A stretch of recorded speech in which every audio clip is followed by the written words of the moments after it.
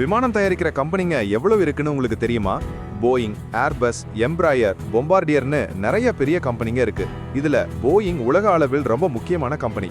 அவங்க நிறைய மாடல் விமானங்களை தயாரிக்கிறாங்க.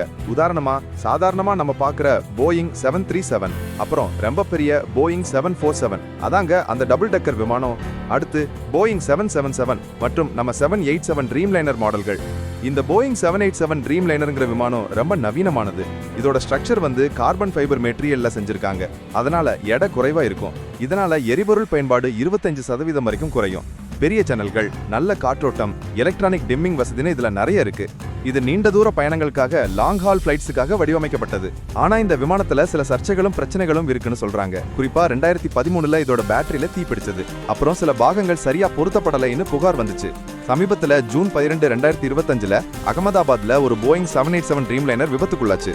புறப்பட்ட கொஞ்ச நேரத்திலேயே இந்த துயர சம்பவம் நடந்தது. இதுல 241 பேர் இறந்தாங்க. 2011ல இருந்து சர்வீஸ்ல இருந்த இந்த விமானத்துக்கு இதுதான் முதல் பெரிய விபத்து. நடந்த இந்த துயர சம்பவம் மிகவும் வருந்தத்தக்கது. இனி வரும் காலங்களில் விமான நிறுவனங்களும் உற்பத்தியாளர்களும் பாதுகாப்பை மேலும் பலப்படுத்தி இது போன்ற விபத்துகள் நடக்காமல் இருக்க தேவையான அனைத்து நடவடிக்கைகளையும் எடுப்பார்கள் என்று நம்புவோம்.